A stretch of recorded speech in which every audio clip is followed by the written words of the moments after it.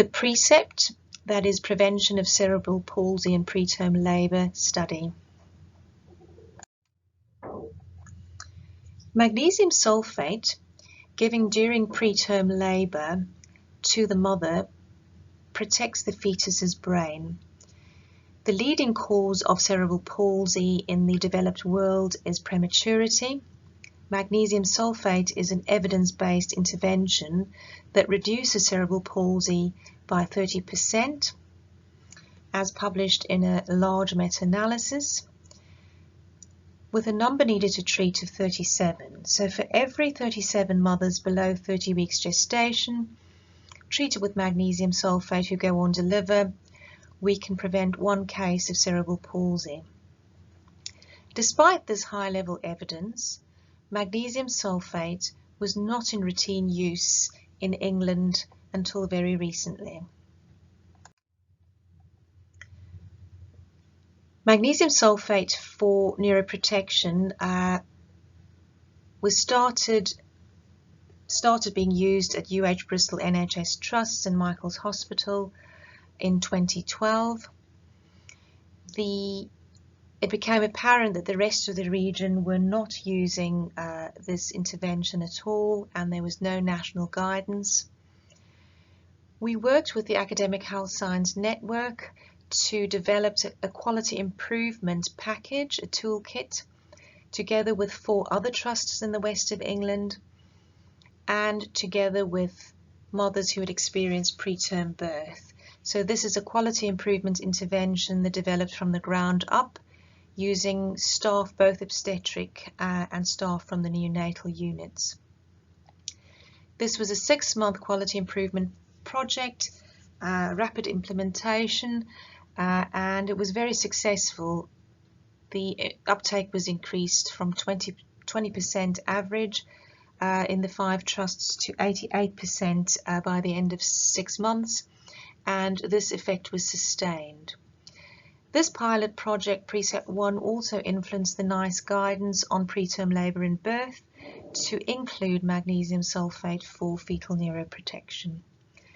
And this was published in the BMJ Open Quality with the citation here at the bottom. The PreCePT quality improvement intervention was then scaled up nationally in a national programme funded by NHS England and delivered through the AHSN network using a network approach. Delivering standardised QI resources developed in PreCePT1 via the AHSNs into all maternity units in England. This programme also provided 90 hours of midwifery funding for each unit to help implement the QI intervention. It funded a regional clinical lead for each of the regions. The target was to reach at least 85% uptake of magnesium sulfate for eligible mothers in preterm birth by March 2020.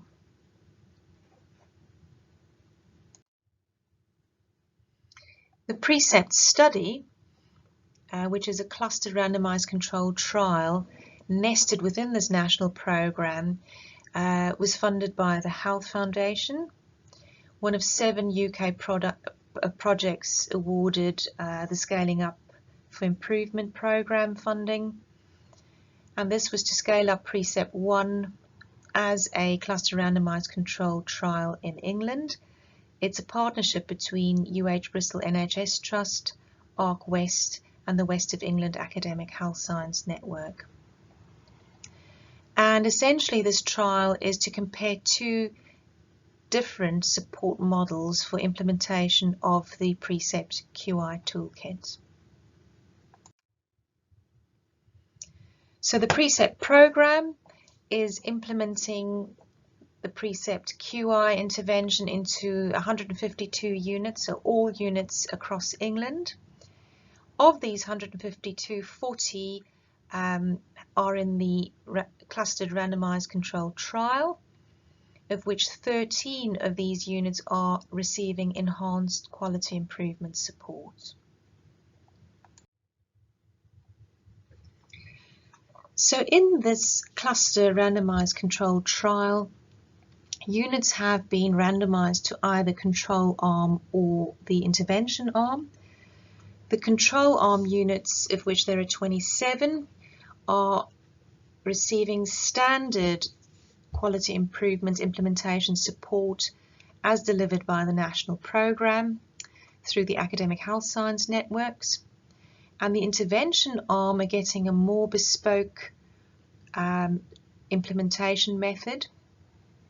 That is 13 units are getting the standard support provided by the national program plus unit level coaching from a QI coach to help develop the midwives in terms of delivering their quality improvement intervention.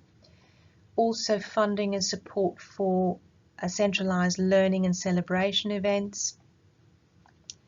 Support funding for local consultants, PI in each of the units, split between obstetricians and neonatologists, and the local PreCePT midwife gets enhanced funding for backfill an additional 90 hours, as well as funding for an Android tablet for micro-coaching and some funding for study collateral. The primary outcome for the study is to evaluate the effectiveness, so that is the magnesium sulfate uptake rates between the two arms, so comparing the standard support arm with the enhanced support arm.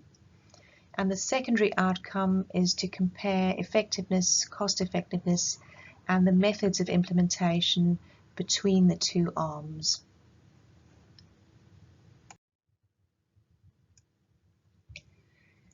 The evaluation of the PreCePT study is being performed by NIHR Applied Research Collaboration ARC West, using routinely collected data held in the UK Neonatal Research Database Registry. That is the clinical data collected via Badgernet in each of the neonatal units to estimate the uptake of magnesium sulfate. The evaluation will estimate the changes before and after implementation of the PreCePT QI toolkit. The quantitative analysis will focus on the magnesium sulfate uptake rates, comparing standard versus enhanced support over time. And then the process measures are collected qualitatively through structured interviews with staff and looking at thematic analysis. And then there's also a health economics component looking at cost and cost effectiveness using questionnaires from each of the 40 units. More can be read about the study from this link here at the bottom. So the PreCePT study and the PreCePT program uses a highly innovative model of adoption and spread. PreCePT is the first perinatal QI intervention to be scaled up nationally using the AHSN networks mapped onto NHS clinical care networks, so that is using existing National Health Service infrastructure. The nested cluster randomized controlled trial within this national program funded by the Health Foundation is testing two different QI intervention models within this national implementation program. And the study is using routinely collected healthcare data. The study has now reached the point where implementation has happened and is in the follow-up stages, so the outcome data is still awaited. What we can say at this stage is that this has been a very effective collaboration. There's been excellent engagement of all units with data collection, and the primary outcome data appears to be virtually complete. The further data collection on health economics has also had virtually complete returns, so in excess of 95% questionnaire returns. So we think the feasibility of using this model has been established, and it appears to be an exemplar model of implementation.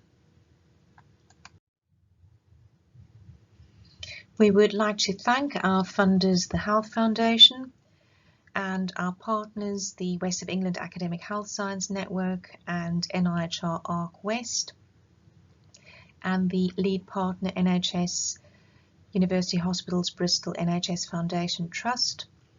More information can be found in this link and also from our Twitter feeds as highlighted on the right. Please, if you have any further questions or comments, enter them in the box below the window for our response.